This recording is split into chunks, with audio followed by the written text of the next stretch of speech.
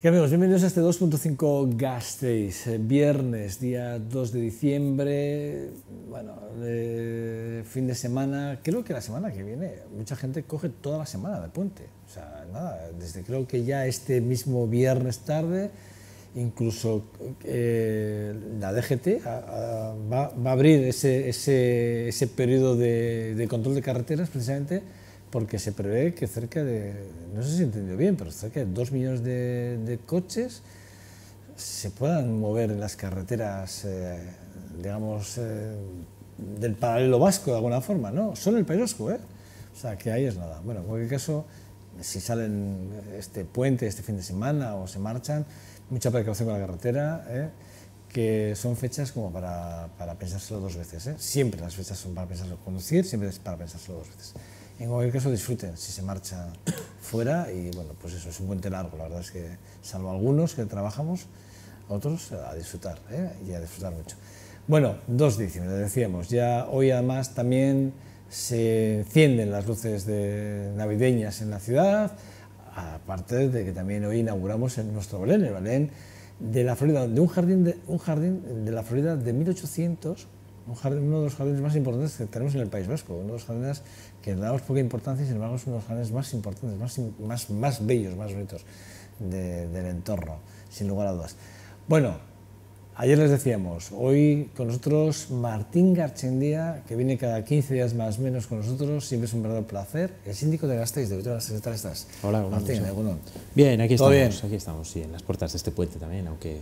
¿Te marchas? No, la verdad que no, estaré trabajando, sí, aprovechar estos días a ver si hay menos movimiento y aprovechamos para sacar temas y tal. Para sacar y ordenar, ¿no? Sí. Los despachos, ¿no? Sí, esperemos, digo, que sean tranquilos estos días y aprovechemos para trabajar un poquito más. Hoy de forma excepcional, por motivos varios, tampoco vamos a dar todas las explicaciones del mundo mundial, porque tampoco creo que venga al cuento, pero sí que es verdad que hoy vamos a incorporar a la entrevista a Manu Allende, al que saludo ya. Manu, buenos días. Buenos días, Gunón. Es que Requesco, ¿te marchas de puente? No. ¿Te quedas aquí a trabajar, aquí, a viajar? Supongo que viajando y trabajando, tendré un ¿no? puente como todo el mundo. O sea, entiendo que no hay puente, o sea, no hay puente, no. Día sí, día no, día sí, día no, día sí, bueno, día pero no, sí ¿no? que es cierto que al final es una semana corta, ¿no? Muy corta, muy extraña y bueno, pues aprovecharemos también para quitar cosas que en otros momentos es más complicado avanzar, ¿no? Oye, este tipo de puentes, digo, este tipo de mes como el de diciembre que tiene tantas fiestas, la productividad, entiendo que, por ejemplo, hablando del PIB, es que ayer yo pensaba, digo, que la productividad prácticamente es nula, casi, porque, claro, de este mes realmente solo trabajar, van a ser 16 días, creo, ni 16, creo que no llegan ni 16 días, ¿eh? Ni 16 días. Sí, o sea, pero entonces... el problema no es solo los días, sino el hecho de que haya puentes, ¿no? El interrumpir la marcha en muchos procesos productivos, pues es complicado, ¿no? Depende mucho de qué actividad te dediques, ¿no? Pero efectivamente, y el mes de diciembre, pues además... en julio pasa un poco lo mismo, ¿no? Parece que se acaba el mundo, ¿no? O sea, parece que en cuanto llegan las fechas de vacaciones hay relaciones que se empiezan a complicar. Pues hay proveedores que no funcionan, hay gente que cierra, hay gente que hace inventario, hay gente que no sé qué. Pues curiosamente, por una parte oyes la crítica, la queja de la situación de crisis y demás, y por otra parte pues ves que hay una necesidad imperiosa de cogerse vacaciones y días festivos y que a veces te sorprende, ¿no? Yo trabajo en Jundiz y hay veces que te llama la atención cuando llegas a fechas concretas cómo se desertiza todo el polígono. Y son pocas las empresas que estamos allí. Sí. En la administración la verdad que es paradigmático y en este aspecto, ¿no? Yo creo que esas fechas previas a agosto y sobre todo finales de diciembre, ahí se acaba el mundo, efectivamente, 2 veces al año se acaba el mundo, ¿no? Entonces, que si el presupuesto, que si las ordenanzas, que si tal, bueno, pues y todo el mundo que quiere eso, cerrar el presupuesto, tal, sí que eso es un momento también bastante especial, ¿no? Y es verdad que coincide con estas semanas un poco desconcertantes, pero bueno, pues hay que apañarse ahí, ¿no? Con los días que nos quedan y tal para cerrar un poco el ejercicio, ¿no? Oye, Martín, hoy, si me permites, vamos a incorporar a la entrevista a Manu, aquí en plan tete a tete, no sé. Y la primera pregunta que me surge, se están aprobando los presupuestos, presupuestos municipales. Yo ayer miré ¿cómo se dice? El apunte yo no vi donde ponía síndico, no vi la cantidad de la partida que va al síndico. Tú también estarás negociando esa partida, entiendo. Tú tendrás ahí algo que decir o no. Bueno, pues sí, sobre todo, bueno, ya ha salido en prensa y tal, este ejercicio, el año 2016, hubo un recorte... Hablamos aquí en este programa, además. Sí, lo comentamos. Sí, hubo un recorte importante en relación con lo que son los gastos de oficina, ¿no? Es decir, gastos de mantenimiento de la oficina y demás, ¿no? Otra cosa ya son los salarios y tal, es otra cosa, pero lo que son los gastos de funcionamiento. Y la verdad que se había recortado en los últimos años de forma muy significativa, pero ya este año llegamos a 2.300 euros que teníamos de presupuesto para gastos de oficina. Y la verdad que no nos llegaba para... Bueno, hemos andado muy justitos para llegar a fin de año. Es verdad que, bueno, hemos tenido apoyos y tal, ¿no?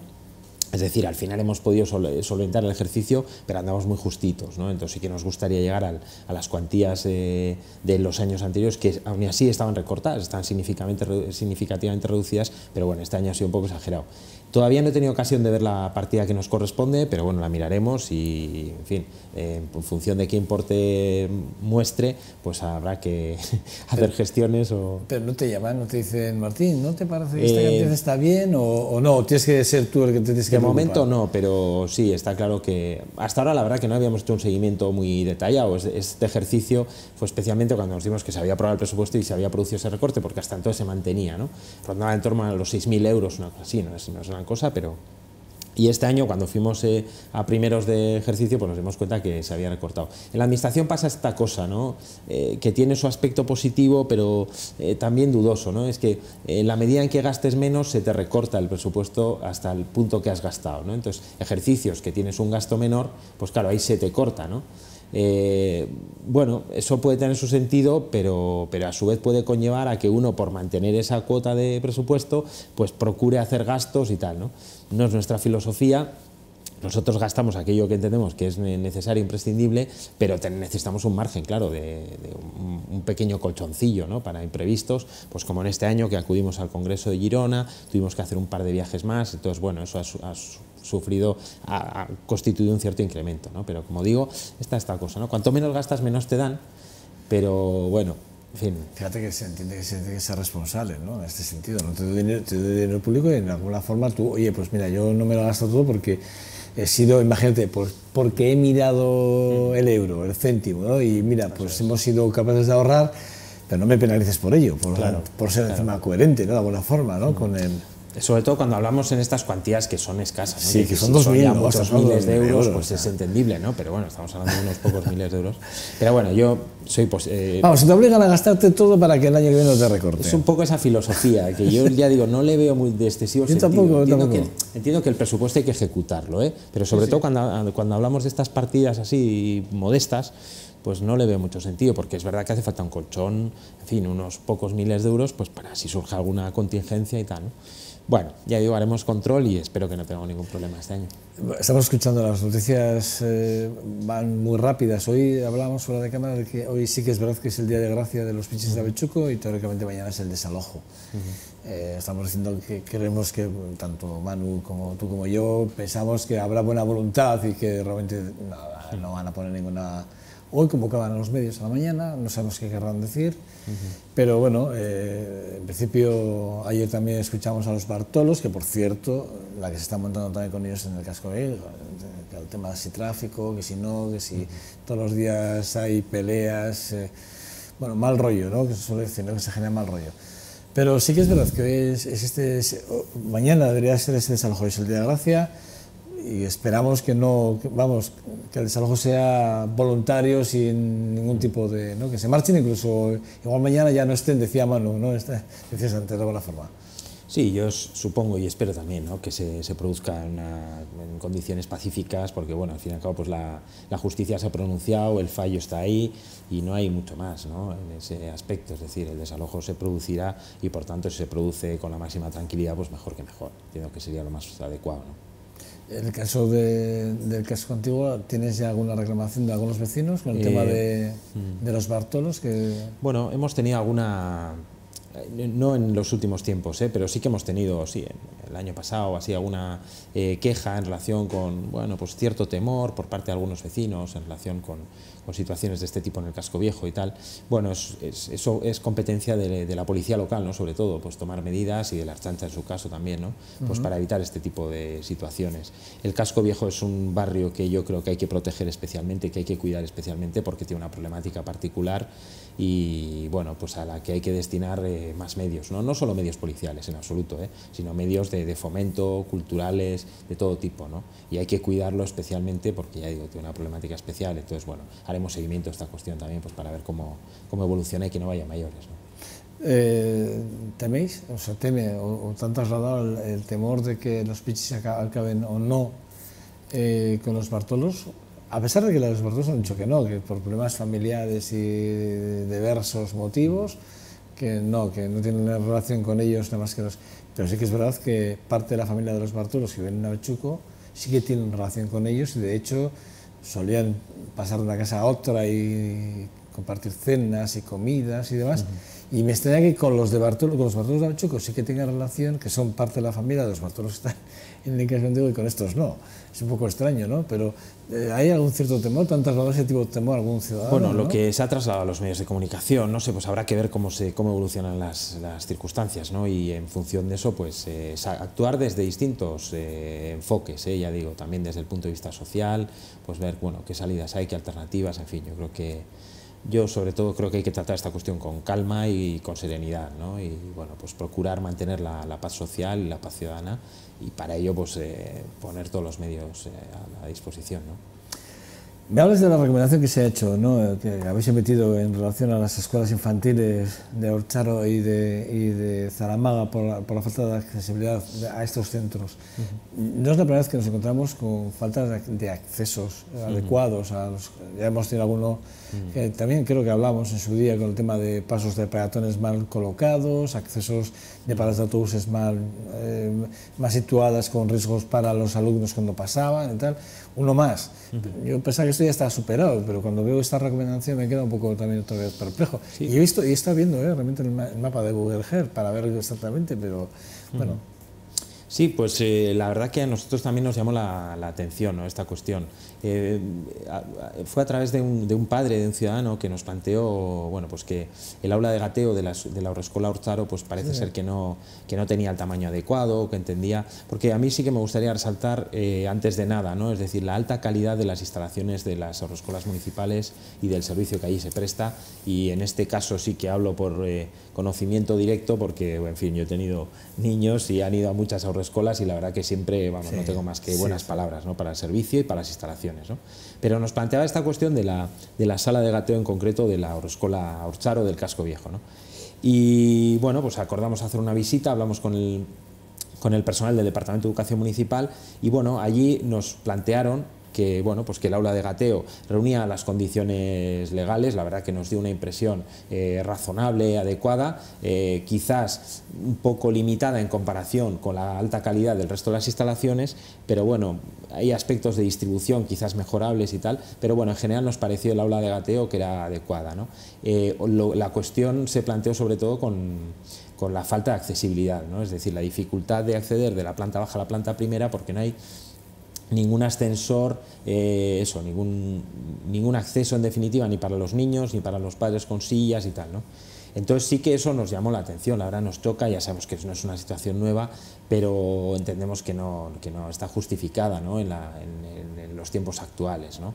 Y a su vez nos ponían de manifiesto esta misma situación en relación con la Haurreskolak de Zaramaga, en la cual también tiene unas instalaciones, la verdad que magníficas y muy amplias, luminosas, tal, pero tampoco cuenta con un ascensor.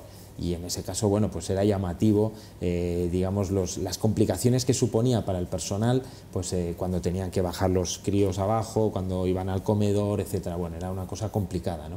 Hay alguna foto, además, que pusimos en la recomendación, en la que se ven los críos que van bajando, pues hacia atrás y tal. Y es verdad, y nos decían los educadores, puede ser un recurso de psicomotricidad la escalera, no es una cosa, quiero decir, pero tiene que haber alternativas, lógicamente. Una cosa es que utilicemos la escalera y que los críos aprendan, y la verdad que lo hacían muy bien, lo hacían con soltura, pero otra cosa es que lógicamente hace falta un acceso universal, ¿no?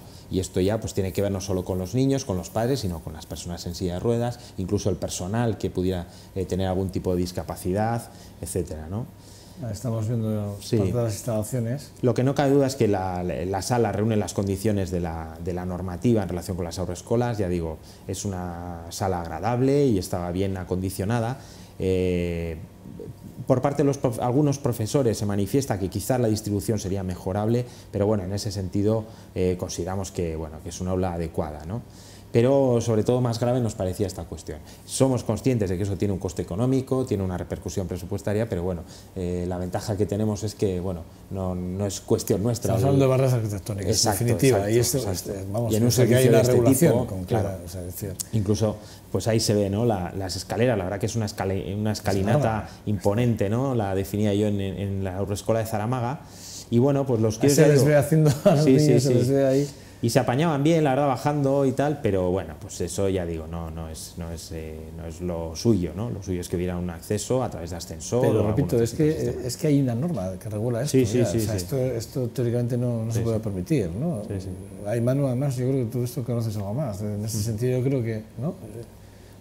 Creo que como está ahora mismo la ley de barreras arquitectónicas, eso estaría casi prácticamente prohibido.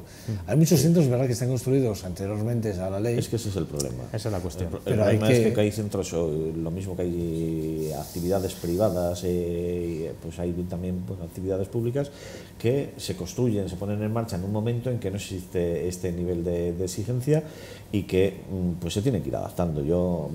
Me parece que lo mismo que hay que ir haciendo obras de mantenimiento permanentemente, claro, para mantener la calidad de los servicios, pues hay que abordar esas obras que realmente suponga la introducción de elementos que son obligatorios y que es una mejora sin ninguna duda, ¿no? Independientemente de que, como dice Martín, pues te encuentres con que incluso los niños pues hacen un uso correcto y que puede ser un elemento incluso formativo. Sí, pero bueno, el caso, recurso pues tiene que existir, porque en un momento determinado te puedes encontrar con que eso es una barrera y que hay gente que tiene dificultades para acceder a las salas de ese centro. Incluso, como dice Martín, se ve la pronunciación de la escalera, ¿eh? Sí, es una escalera, es de película. Me recordaba que el viento se llevó, una cosa así. Es una... De hecho, tiene el tramo intermedio, que es un descansillo, que es precisamente por la longitud de la escalera, que es correcto, ¿no? Sí, de dudas. Yo, de hecho, resaltaría que yo creo que es uno de los principales avances, uno de los avances más importantes de nuestras ciudades en los últimos años, ¿no? De la accesibilidad. Es decir, que cuestiones así ya sean inconcebibles hoy, ¿no? O sea, hoy nadie se plantearía que un edificio, hombre, no digo que pueda haber errores, pero en general nadie se plantea que un edificio nuevo pudiera haber algo así y que no hubiera alternativas de accesibilidad, ¿no? Eso me parece que es un avance importantísimo, que yo creo que es algo de lo que todos deberíamos estar orgullosos, ¿no? De la normativa, que es del año 97. A ver qué hacen con la reclamación y la sugerencia que hacéis. Bueno, pues claro, es de este tipo de recomendaciones que yo entiendo que necesita, claro, de un soporte presupuestario. Habrá que ver cuál es la cuantía, si hay alguna cuantía disponible y tal, pero los mismos profesores lo decían, es una obra ineludible, ¿no? Es decir, tarde o temprano tendrá que hacerse. Hay que acometerla así, está claro. Entonces, bueno. Otra de las recomendaciones que habéis dictado, y es verdad, mira, yo cuando lo leí ayer sí que es verdad que yo me he dado cuenta que efectivamente que alguna vez paso por el centro de Paul. Y efectivamente ahí el peatón está vendido en muchos casos, porque cuando están aparcados a ambos lados, hay momentos que tienes que salir obligatoriamente a la calzada y te encuentras con el tráfico de vehículos, es verdad. Y sobre todo caminos de reparto como vayas a las mañanas, que es peligroso. Este tipo de recomendaciones, claro, evidentemente quejas todas, pero ¿os hacen caso en este sentido? Pues mira, la cuestión es que esto se planteó hace ya bastantes meses. Hubo dos quejas en concreto, una de un vecino que se quejaba esto de que no hay de que el peatón está vendido en la calle San Vicente de Paul. Completamente vendido. Eso es. No hay una señalización de velocidad máxima, de límite máximo de velocidad. Lo cierto es que en esa calle el límite es de 20 km/h, pero los propios responsables del servicio espacio público nos reconocían que más de una vez cuando un vecino pregunta a un policía local, por ejemplo, cuál es la velocidad máxima, pues en alguna ocasión le han dicho que 50 por hora, porque es casco urbano. Claro, 50 por hora ahí es una locura, nadie da porque es imposible, ¿no? Pero lo cierto es que el límite son 20 km/h. Entonces lo primero que reclamamos es, bueno, por lo menos vamos a señalizar en ese punto en concreto que ese es el límite máximo. Pero además luego por la configuración del espacio, pues es verdad que cuando estacionan vehículos a un lado, en el otro los peatones apenas tienen paso para pasar, ¿no? Y de hecho nos ocurrió una cosa curiosa, que buscando una foto de la calle, dijimos, bueno, pues vamos a mirar en Google Maps, ¿no? A ver si sale. Y la verdad que es muy significativo, porque la foto que aportamos en el informe es precisamente de Street View, y aparece una señora con las compras ahí se ve bastante bien, una señora con las compras, la furgoneta que pasa rozando el carrito y el coche aparcado, ¿no?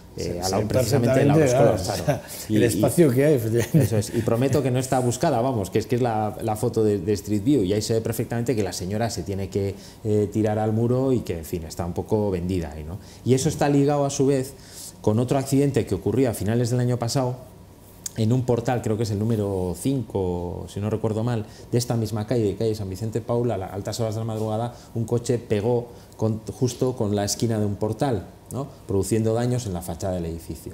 Y precisamente los vecinos lo que se quejan es de que cuando salen a la calle no tienen ninguna protección. No, es que efectivamente hay portales, según vas, claro, digamos, de aquí hacia el Desiderio, por entenderlo de alguna forma, en dirección al Desiderio, sí que es verdad que los portales de la derecha, sí que es verdad que creo que hay 3 portales, si no me equivoco, creo que 3 portales, el 5, efectivamente, creo que queda en medio, que es una puerta de madera que de las 3 la que mejor se ve, y ese portal, efectivamente, ese está, que como abren la puerta, están directamente en la calzada.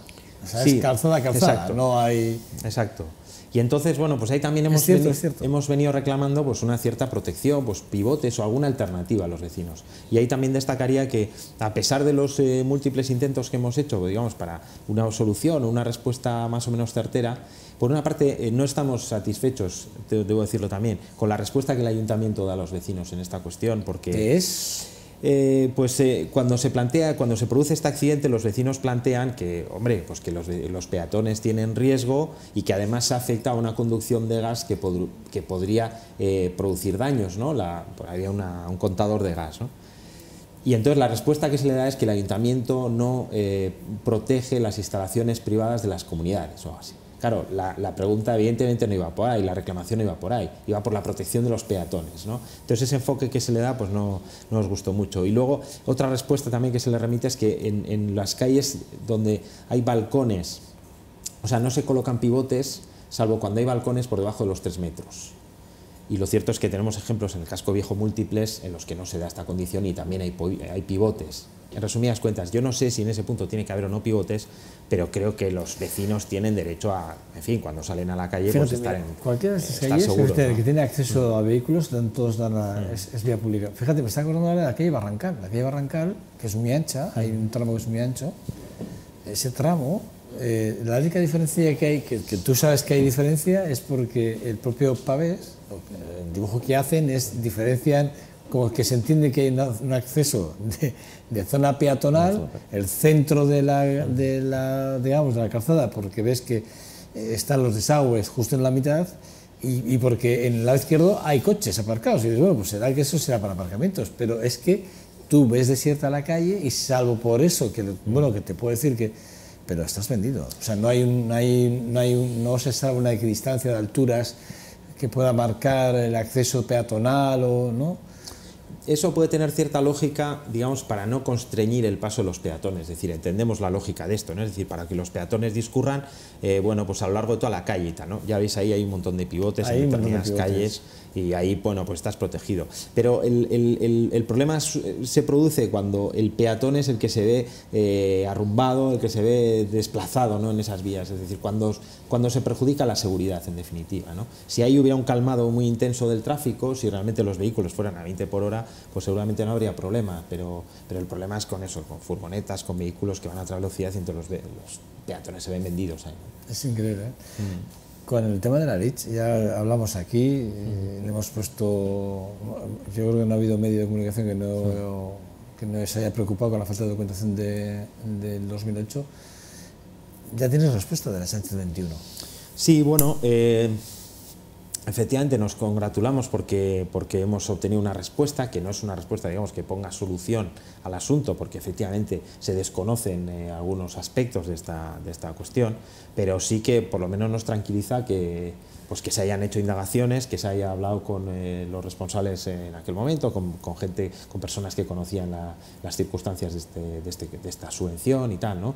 Y bueno, que se encauce un poco esa cuestión a su aclaración, en definitiva, ¿no? Porque como hemos resaltado en más de una ocasión, al final hay afectados particulares concretos.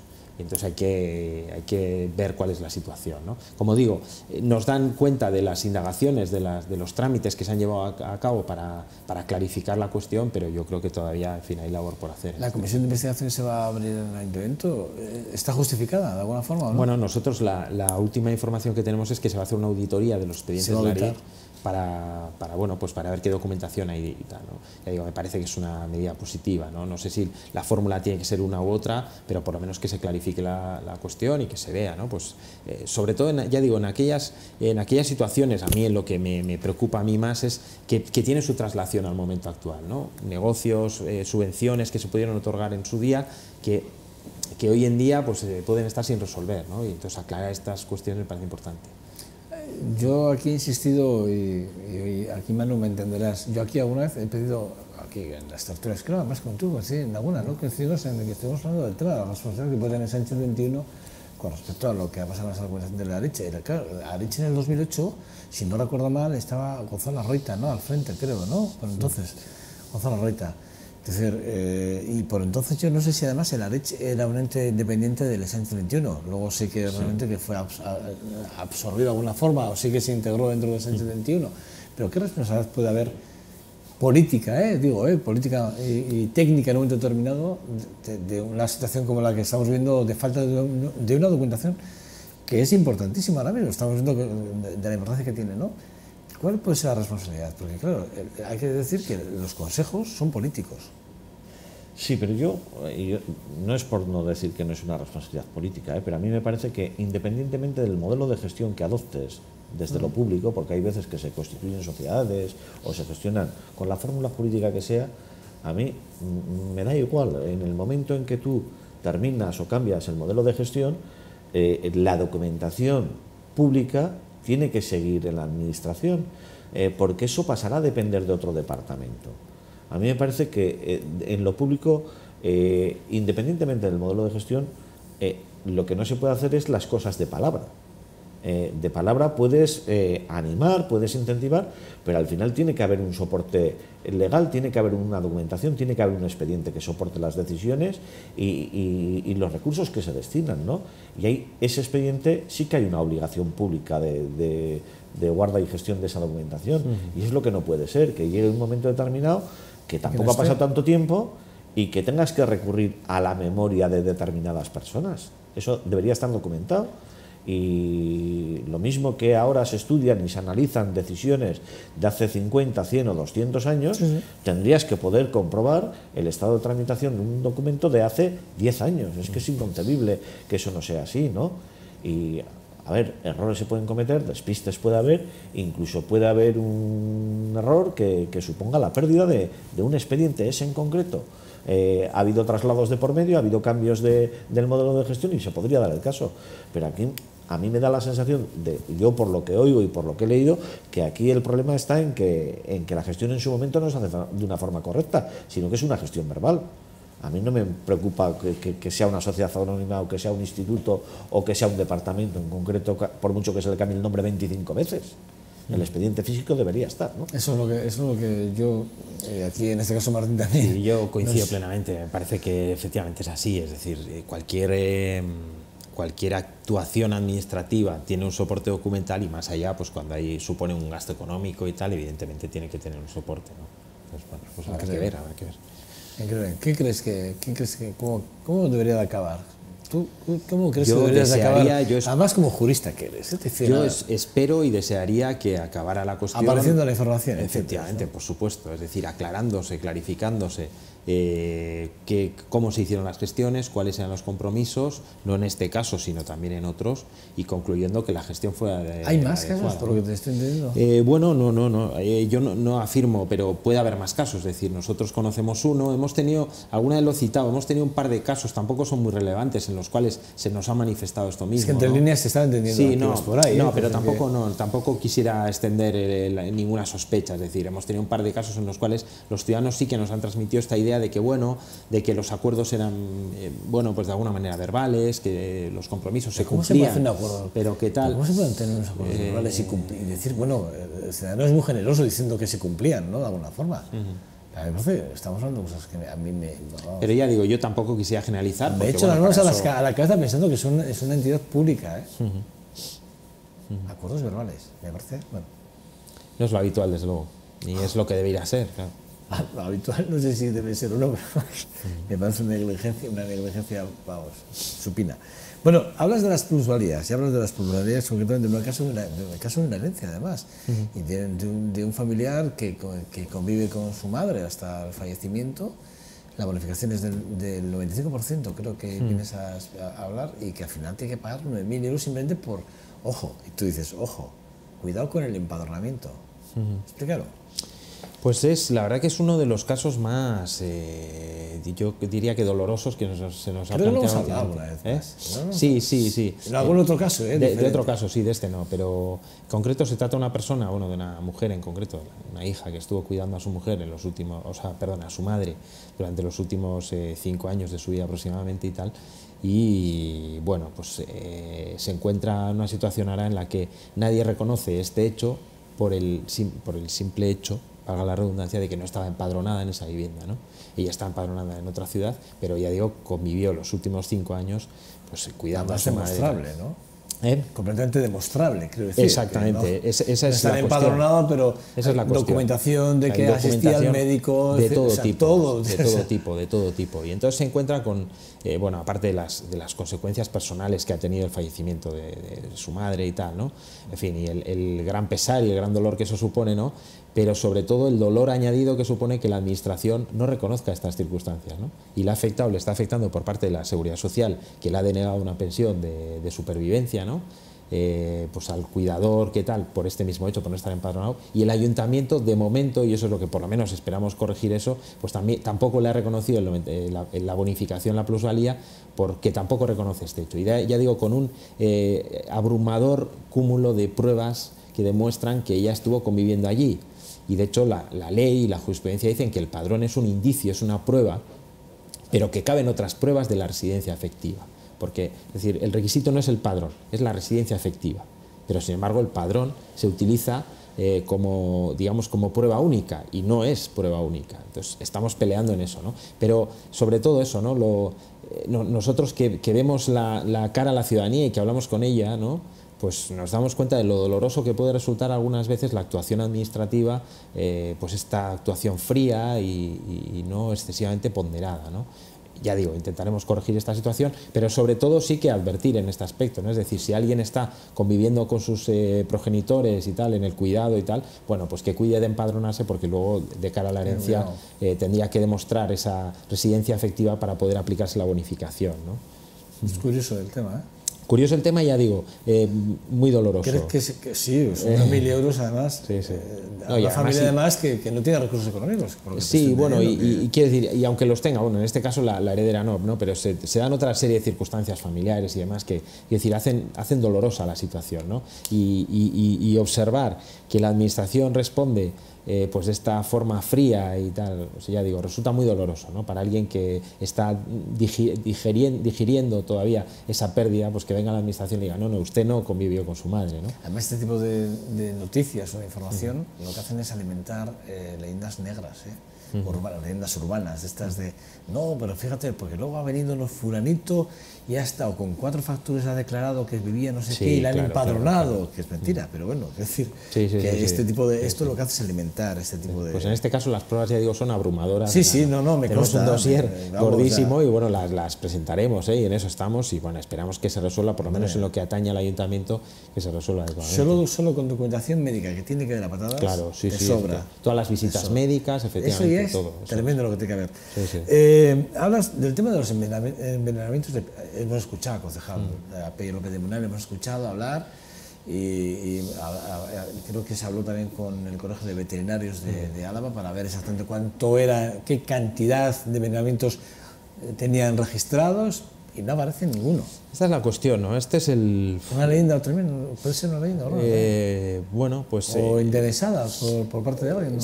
Yo creo que a mí esta cuestión me plantea una reflexión más global, ¿no? No sé si Manu puede coincidir, pero es lo que tiene que ver esto con la realidad, con las evidencias, con la posverdad, ahora que está tan de moda, ¿no? Esta cuestión, ¿no? De dejarnos llevar por alusiones, por informaciones que no están contrastadas, que no son veraces, ¿no? Y cómo se puede engordar esa bola y hacer cada vez más grande, ¿no? Bueno, lo cierto es que pedimos información al departamento, pues ante la alarma que se estaba generando, y responsables veterinarios y tal nos decían, es que no tenemos constancia de ningún caso. De envenenamiento. Lo llamativo es que de ninguno. Eso es, de ninguno. Porque si dijésemos, ha habido uno, claro, que haya un efecto multiplicador, pues a todos nos puede llamar la atención, ¿no? Pero a mí lo que me sorprende es que se haya constatado que no ha habido ningún caso. Es claro, más llamativo. aquí con alguna precisión, esto admite algún matiz, es decir, nos decían, por ejemplo, ha habido 2 fallecimientos de perros que eran compatibles, que podían ser compatibles con un envenenamiento, pero claro, podían ser compatibles con un envenenamiento o con otras enfermedades que tienen los mismos diagnósticos, o sea, los mismos síntomas, ¿no? Entonces decía, claro, ahí lo suyo es hacer una necropsia, hacer un análisis para determinar, ¿no? Y eso nos daría la veracidad, digamos, la evidencia de que ha habido una intoxicación, un envenenamiento, ¿no? Pero no habiendo eso, pues bueno, resulta llamativo, ¿no? Como... Sí, en cualquier caso te daría la información de que ha habido un envenenamiento, pero no de que ha habido alguien que se está dedicando a dejar restos envenenados para esto, claro. Porque claro, que haya una necropsia de un animal que se ha envenenado con algo no quiere decir que alguien está dejando restos por ahí. Efectivamente, ni eso puede ser justificado. Es que y luego, ya automáticamente el origen estamos diciendo que, y además no solo se limita ya a Vitoria, sino que se empieza a inflar diciendo que en otras ciudades también está pasando, ¿no?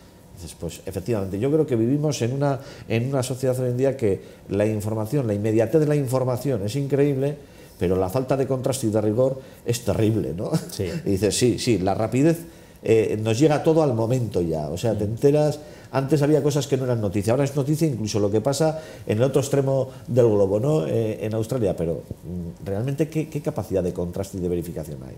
Damos por bueno cualquier cosa que llega y ese es el gran drama, ¿no? Y luego yo haría un llamamiento también a confiar también en nuestras instituciones y en los expertos, ¿no? Ya sé que suena así un poco como fuera de... que está como no de moda, pero yo creo que hay que volver un poco a la sensatez en este aspecto, ¿no? Es decir, o sea, contamos con técnicos, con expertos, con especialistas en la materia que tenemos que confiar en lo que nos dicen también, ¿no? Y cuando nos dicen, pues oye, pues no hay ningún resultado, incluso hemos analizado, pues yo qué sé, productos que había en la calle tirados, tal, y no hemos encontrado nada, ¿no? Entonces, tener en cuenta, ¿no? O sea, guiarnos también por esas evidencias, ¿no? Que no significa que mañana no pueda haber un envenenamiento, es más, no significa que incluso estos hechos pueden servir de llamada, ¿no? Pueden producir efecto llamada también a otros que digan de repente, pues mira qué buena idea, y lo hagan, ¿no? Es decir, pero es interesante que la ciudadanía tenga en cuenta también las evidencias, ¿no? Es decir, que no son los rumores y tal, sino que nos guiemos un poco por lo que hay. A mí lo que me llama la atención es si esto desde un punto sociológico sería estudiable. Es decir, a mí me parece que el fenómeno de los bulos y de las leyendas esas fuese, no sé, produjese que en algún momento se hiciese algún estudio al respecto del por qué la sociedad tiene intereses o quién tiene ciertos intereses en mover ese tipo de información, ¿no? Entre un colectivo, por ejemplo, que es aquel amante al animal y que además tiene un perro en su casa, ¿no? Por ejemplo, ¿no? ¿Qué interés puede haber en un momento determinado, ¿no? ¿Y quién está interesado en mover ese tipo de bulos repito, de leyenda negra de una ciudad? Es decir, que en este caso la de los perros en Gasteiz, que me parece que además generó una alarma muy importante, porque sí que es verdad que muchos hemos visto a muchos dueños ya con el perro atado, que por otro lado no está mal, pero atado simplemente por seguridad de que el perro no fuese a oler o comer alguna cosa y tenerlo más controlado, ¿no? Eso sí que es verdad que hemos visto más gestos de este tipo, ¿no? O sea, Pero bueno, yo creo que algún tipo de estudio debería haber, en ese sentido. Yo lo que creo es que lo cierto es que la gente siempre ha tenido creencias íntimas o prejuicios también, todos tenemos prejuicios, ¿no? Prejuicios, creencias íntimas sin ningún tipo de sustento ni fundamento, ¿no? El problema es que la sociedad moderna y los medios de comunicación han favorecido que podamos hacer extensibles esos prejuicios, esas ideas erróneas, falsas, y que tampoco, como decía Manu, pues que tampoco se contraste la información, que no necesariamente prevalezca la evidencia, la verdad, ¿no? Sino que, bueno, pues a veces tenga más éxito bueno, pues este prejuicio, este mito, esta leyenda no contrastada. Es que basta ser que un medio de comunicación veracidad. se haga eco de una información de que ha habido envenenamientos de perros en las calles, que así es como empezó la historia, Pues lo recuerdo, no voy a decir los medios, pero hubo medios que se lanzaron rápidamente a la piscina porque... Y se van sumando, ese es el problema. Ese es el asunto. Ese es el asunto. Es decir, los medios nos sumamos rápidamente a una corriente de información. ¿Ras? Pero aquí ha habido medios que han escrito, lo han hablado y lo han mostrado. O sea, es decir, muchos. No, y perdona, yo creo que además hay un problema añadido, porque cuando hablando lo que decías tú con el tema de contrastar o no la cierta información. Sí, pero a mí me parece que además hay una falta de responsabilidad terrible cuando se comentan o se difunden determinadas prácticas porque se pueden incluso provocar, que es lo más grave del tema, ¿no? No nos damos cuenta de que a veces cuando se dice, no, es que ha aparecido una botella de agua inyectada con no sé qué producto, pues igual hay una mente perversa por ahí que de repente le estamos dando una idea. Y ese es el gran drama, que muchas veces no existe la situación, sino que la acabamos generando, y eso todavía es mucho más triste, ¿no? Ciertamente. Oye, otra de las cosas que me sorprende, es verdad, yo no lo había planteado, el tema seguro que Manu tampoco te habrás planteado la idea de que, imaginemos que nos separamos, ¿no? Nos separamos de tu cónyuge, ¿no? Y de repente, claro, tenemos niñas que compartimos custodia compartida, ¿no? La custodia compartida, oye, yo me la puedo embadronar, me puedo embadronar mis hijas en mi casa, mi mujer también, si no, es una duda que tú te habías planteado alguna vez. Hasta ese punto no, lógicamente. Yo pero creo que fíjate tú, se te pueden provocar mucho de situaciones, pero no desciendes hasta el punto de decir que igual es el trámite que tengo que acabar haciendo, ¿no? Siempre es algo que me ha sorprendido muchísimo, ¿no? Yo la verdad es que son temas muy delicados, muy difíciles. A mí me parece que, a pesar de que siempre digamos que lo que prima es el interés de los menores, en este caso los míos ya no son menores, ¿no? Y dices, pero realmente me parece que independientemente de muchas decisiones, es muy difícil una socialización normalizada cuando una situación de ruptura. Y por mucho que digamos que existe una tutela compartida, a mí me parece muy complicado. Me parece muy complicado, y de hecho siempre me ha sorprendido pues, el ver que los hijos, las hijas en determinados casos, pues acaban trasladando continuamente su domicilio. Yo no sé hasta qué punto es bueno. Cualquiera de las soluciones, lógicamente, si hay una ruptura es complicada, tenemos que buscar la menos mala y habrá que adaptar la normativa para que no genere ningún conflicto, ¿no? A mí cuando yo ayer leí este tipo de temas que tratáis, lo primero que me vino a la cabeza, y a ti, os va a venir a los dos rápidamente, es la declaración de la renta. Tú cuando haces la declaración de la renta, te piden, si tienes dos hijos, te dicen, bueno, os podéis deducir, pero tienes que mostrar el empadronamiento, efectivamente, tienes que mostrar el empadronamiento. Si es de unidad familiar, si no hay unidad familiar porque está rota la unidad familiar, evidentemente, claro, y en este caso yo no me había planteado efectivamente qué padrón se presenta y cómo se presenta ese padrón. Pues la verdad es que yo tampoco lo había planteado y fue una cosa curiosa que nos planteó un ciudadano y que luego hemos advertido que sí que es un debate que se está generando también a nivel del Estado, ¿no? Porque a medida que se está implementando la custodia compartida y se está generalizando, o por lo menos se está ampliando, ¿no? Pues se produce esta paradoja, es decir, si ambos excónyuges tienen la custodia al 50%, los menores de esos dos excónyuges viven al 50% en casa de uno y de otro. Entonces lo que se plantea es, bueno, ¿y por qué no puedo empadronarlo en mi domicilio? ¿Qué consecuencias puede tener esto? Pues mira, sin ir más lejos, el caso que planteamos antes, por ejemplo, de esta bonificación municipal, en caso de fallecimiento de un progenitor, ¿serían los descendientes residentes habituales en esa vivienda o no serían? ¿no? Porque si no están empadronados, aunque tengan la custodia compartida, evidentemente. Bueno, ese puede ser un caso y nos lo plantea. Es un debate, ¿eh? Sí, sí. Pero tiene también que ver, pues eso, con la declaración de la renta, con becas, con la noción propiamente de la unidad convivencial. ¿Cuál es la unidad convivencial? Si tengo al 50% de la custodia.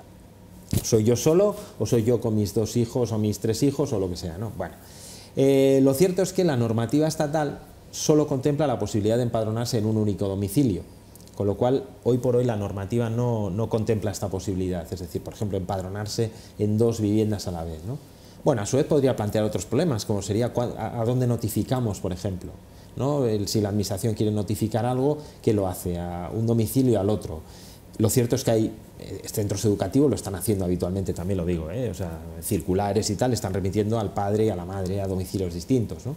Bueno, es un debate que está planteado, sobre todo en lo que a nosotros respecta, trataremos de analizar en qué aspectos de la normativa municipal puede tener repercusión esta cuestión y procuraremos que a través de la normativa municipal se corrija, que se contemple los supuestos de custodia compartida para que no salgan perjudicados, ¿no?, en estas situaciones. Bueno, uno de esos casos curiosos que nos plantea la ciudadanía y que nos hace reflexionar y que en su caso pues puede llevar hacia mejoras, ¿no?, de la administración. Ya anoche, realmente me vino a la cabeza, me acordé de la declaración de la renta y dije, ostras, es que es verdad, a ver, espérate, que no es nada fácil, nada fácil. Hablas de las sanciones reducidas, el Ayuntamiento es verdad, está aplicando esos descuentos del 20 por pronto pago y el 40 en función de, bueno, 40 y el 20 creo que son. ¿Por qué se plantean ese tipo de descuentos? Pues ese tipo de descuentos se plantean porque en materia de tráfico ha funcionado estupendamente bien, básicamente. El sistema recaudatorio, ¿no? Sí, es más que nada facilitar. Lo que se trata es de facilitar la recaudación lo máximo, es decir, que bueno, pues cuando hay una sanción y más o menos está clara y nadie pone en cuestión la sanción, pues incentivar al ciudadano a que reconozca su responsabilidad, a que pague y bueno, pues le hacemos un descuento, pero a su vez nos ahorramos también trámites administrativos, ¿no? Digamos, ahorramos el coste de la tramitación, pero a su vez aplicamos ese descuento al ciudadano, ¿no? Bueno, eso se entró en vigor en octubre de este mismo año con la aprobación de la nueva Ley de Procedimiento Administrativo y contempla dos descuentos distintos, ¿no? Primero, se descuenta un 20% en caso de que alguien reconozca su responsabilidad en cualquier materia, ya sea medio ambiente, urbanismo, lo que sea, ¿no?, cuando hay una sanción. O sea, opera ligeramente distinto que en tráfico. En tráfico es el 50% y ya está. Pronto pago, pagas 50% de descuento. En el resto de ámbitos se te aplica un 20% si reconoces la responsabilidad. Al reconocer la responsabilidad el procedimiento se termina. Pero claro, una cosa es que uno reconozca su responsabilidad y otra cosa es que pague la multa. Entonces ya si pagas la multa, entonces te aplican otro 20% de descuento, ¿no? Con lo cual se suma. Esa medida recaudatoria sí o sí es una forma de intentar cautivarle al sancionado de alguna forma que haga el ingreso. Claro, en sí mismo no está mal, no merece un reproche, digamos, como tal. Ahora bien, lo que se plantea es qué ocurre si se incrementa la sanción en una proporción equivalente al descuento. Vale. Y en ese caso, bueno, pues en fin, estamos viendo o creemos que puede haber esa tentación, por lo menos, ¿no? Incrementar la sanción, porque a veces la sanción suele tener un margen, ¿no?, entre 300 y 1000. Entonces, claro, aumentamos ligeramente o en esa misma proporción el importe de la sanción, con lo cual aplicamos el descuento y acaba pagando lo mismo. Es un poco lo que pasó en materia de tráfico. En materia de tráfico se modificó la ley. Regulado, eso está regulado y deberían que modificarse las leyes o los... Claro, lo que entiendo pasa que de alguna forma no está tampoco tan fácil modificarlo. Sí, pero no es tanto modificar como si antes aplicábamos el tipo mínimo, imagínate, 300 euros. Vale, sí que hay una escala, ¿no? Es decir, hay tramos, ¿no? Hay unos ciertos tramos y te puedes ir al tramo máximo para intentar... Bueno. Sí, o aumentar un poco ese tramo y tal, ¿no? Entonces puede haber esa tentación, ¿no? Al final acaba recaudando lo mismo, pero es verdad que se reducen las garantías del ciudadano, ¿no? Habrá que comprobar, Emmanuel, realmente si se ha recaudado más con este sistema. Entonces claro, es preocupante y sospechoso. No, lo que pasa es que además, incluso con las multas de tráfico pasa también, ¿no? Que dices, durante una época incluso era posible el recurrir las multas y si no te daban la razón, luego seguías teniendo la posibilidad de por pronto pago tener un descuento. Eso se modificó y en estos momentos ya si inicias el recurso no puedes tener luego ninguna bonificación. A mí me parece que el pronto pago, que no deja de ser un trámite que tiene que ver con la reducción de costes en la propia administración, podría ser una fórmula que debería existir siempre, porque efectivamente supone el cierre administrativo, ¿no? Entonces dices, pues bueno, pues a veces incluso nos encontramos con la situación contraria, que dices, sí, me han puesto una multa, pero la voy a recurrir. Y la vuelvo a recurrir y voy a argumentar, y dices, bueno, pues al final generamos también un cuello de botella a veces en las administraciones, en determinados servicios, que en los procesos se van alargando y supone que se están dedicando los recursos a temas que se podrían solventar mucho antes, ¿no? El problema que plantea esto es que, es decir, yo creo que tendría que haber una correspondencia por parte de la administración, lo voy a explicar, ¿no? Es decir, hace poco me han puesto una multa, últimamente me ponen así por excesos de velocidad muy pequeños, eso sí, muy pequeños. ¿Aquí? Pero sí, alguna me ha caído. Sí. Martín, no lo vamos a ver. Sí, es así, pero bueno, en fin, es una cosa menor, Pero lo cierto es que cuando ves la foto del radar, pues ahí no hay nada que rascar, es decir, vamos, que ya últimamente casi se te ve la cara, ya es una cosa tremenda. Entonces no hay nada que rascar. Pero eso sí, no he puesto nunca en riesgo la seguridad del tráfico, quiero puntualizar eso, pero bueno, algún exceso, la verdad que, en fin. Pero, ¿qué ocurre? Claro, en esos casos, pues efectivamente puede que no tenga sentido recurrir y por tanto nos acogemos al pronto pago y ya está, ¿no? Pero ¿qué ocurre cuando el ciudadano cree o simplemente tiene la razón, ¿no? Claro, el ciudadano ahí se está jugando su dinero. Cuando alega, cuando recurre, se está jugando su dinero. Claro, sí. Entonces, eso, por parte de la Administración, requeriría, a nuestro juicio, una mayor sensibilidad aún a la hora de resolver esos recursos. Es decir, la garantía de que cuando tenga razón se le va a dar. Ya sé que esto es una obviedad y seguro que cualquier funcionario, cualquier administración afirmaría que es así. Yo no tengo tan claro que eso sea siempre así. No, es decir, eso. no tengo tan... No, quiero decir, bueno, no, que a veces el criterio que se aplica es excesivamente soy malvado, me vienen cosas a la cabeza ahora que... No, pero quiero decir, es decir, yo creo que la administración tendría que ser especialmente rigurosa, mirar con especial cariño, por decir, mira, vamos a tener menos recursos... Cariño, yo diría escrúpulo. Escrúpulo, vamos a tener menos recursos, pero el ciudadano se está jugando su dinero, vamos a mirárnoslo bien, no le demos una respuesta formal de estas automáticas y tal. Bueno, en eso estamos, ¿no? Pero... Es complicado. Oye, lo de los orines no es broma, lo de los orines en Dendaraba, bueno, yo todavía recuerdo el debate de los orines en los Arquillos. Fíjate, el ex concejal del PNV, Borja Melandia, llegó a plantear incluso cerrar los arquillos con llave y rejas para que la gente no fuera allí a orinar, ¿no? Pero sí que es verdad que cívicos, llegamos a ser cívicos, no tenemos respeto por nada, nos da lo mismo todo. O sea, y aquí todo vale y bueno, y yo siempre digo, a este tío que hace esto, ¿no? Que orina en una esquina, en la calle, yo digo, ¿por qué no lo haces en tu casa, en el cuarto de tu habitación o en la cocina, ¿no? Vas tú, digo yo, ¿por qué no lo haces, no? Pero sí que es verdad que, claro, esta pobre gente, el número 5, creo que es el portal número 5, está metido en el callejón, efectivamente, hombre, es que, qué gracia. Pues sí, la verdad que nos planteaban los vecinos y bueno, realmente nos mostraron fotos y tal, y la situación es lamentable, ¿no? Hace una especie de choque pues, a la salida de la discoteca de Dendaraba, y es justo entre la relojería y la tienda de telefonía, creo que es, ¿no? Sí. Y bueno, pues la verdad que muy, muy desagradable, afecta toda la semana al portal, los olores, en fin. Dos cuestiones en relación con esto. Por una parte, hacer un llamamiento al cumplimiento mínimo de las normas cívicas, que es de recibo, ¿no? Pero por otra parte, también advertir que hemos dado cuenta a la policía local también pues, para que haga sus visitas, seguimiento, ¿no? Un seguimiento aquello, y claro. tal. Es difícil, es verdad que es difícil pillar a alguien en un acto de este tipo que dura apenas unos minutos y entonces le tienes que pillar ahí con las manos en la masa, pero bueno, en todo caso, pues hemos, como digo, pedido a la policía local para que se hagan, pues se pase por ahí, que se vigile un poco sobre todo a esas horas de salida de la discoteca y tal, ¿no? Pero es de estas normas que, en fin, hoy en día ya deberían ser el ABC, ya deberían ser, pues como lo que decíamos antes, algo inconcebible, ¿no? Pero te voy a decir una cosa, ahí, el día que se monten 2 o 3 veces, ya olvídate. Sí, olvídate. cuando se corra la voz y tal, pues esperamos que pueda haber algo. Yo un día recuerdo, aquello fue muy desagradable, salí yo del garaje de Dendaraba, por la parte donde estaba antes la tesorería, en ese tramo, y al girar, pues, pues iba con mis hijas, además no íbamos a coger el coche, veníamos de alguna fiesta del centro tal, y eran las 2 de la madrugada, creo que eran, íbamos a coger el coche en Daraba para salir, y entramos por ese acceso, y ahí había un portal, el portal de al lado, dos tíos ahí, oye, orinando con una tranquilidad de la leche, y salió un vecino, en ese momento, o entraba, no sé nada, oye, ¿pero qué hacéis? Oye, se montó una, que bueno, que gente tuvo que intervenir, o sea, encima los tíos, o sea, vamos a ver, ¿pero qué pasa? O sea, es que encima no solo no tenemos esa conciencia, o sea, o el respeto que deberíamos de tener por las cosas de los demás, ¿no?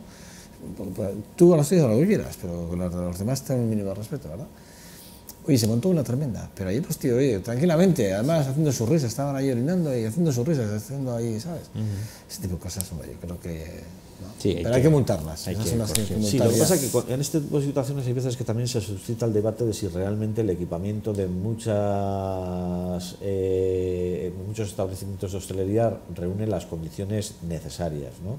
Porque a veces el acudir a los servicios de determinados establecimientos a horas concretas pues es complicado, ¿no? Yo creo que es un tema también a reflexionar, ¿no? A mí hay algo que siempre me ha molestado especialmente y es encontrarme con el letrerito de averiado. Yo creo que hay cosas que no pueden estar averiadas, que son necesarias para que eso esté abierto al público. Si una instalación, si un servicio está averiado, yo lo siento mucho y se puede enfadar la gente de la hostelería, pero creo que cuando yo como cliente voy a un establecimiento estoy pagando por todos los servicios que me presta, y si uno de los servicios no me los puede prestar, lo tiene que solucionar cuanto antes. Yo ya sé que esto supone una parte muy complicada también, porque esto obliga a una limpieza permanente, y ya sé que es ingrato a veces porque hay gente que no es muy cívica, efectivamente, pero yo creo que ese es el gran reto también, ¿no? Esto pasa con los servicios públicos y pasa con los servicios móviles, ¿no? Con los váteres estos prefabricados que se instalan para fiestas, verbenas y cosas por el estilo, ¿no? Yo creo que el gran reto y la gran complicación de este tipo de servicios es que se mantengan limpios. Sí, y lo que no hay que permitir es que alguien dé el primer paso, porque siempre hay otro por detrás que lo repite. Y acaba siendo, porque el problema no es que lo haga uno, es cuando lo hacen 5 o 6. Y la verdad es que hay vecinos que tienen problemas, y no solo en Portales, en muchos garajes del centro de las ciudades, no solo en Vitoria, pasa lo mismo, ¿no? Es la zona oscura y acaba bajando todo para abajo. Y efectivamente, yo creo que ahí se muestra que todavía tenemos mucho que aprender en cuanto a civismo. Bueno, a estos hay que decirles, a estos incívicos, porque son gente muy incívica, lo que hay que decirles es que una vez multados tienen una bonificación de entre el 20 y el 40%. Sí, eso sí.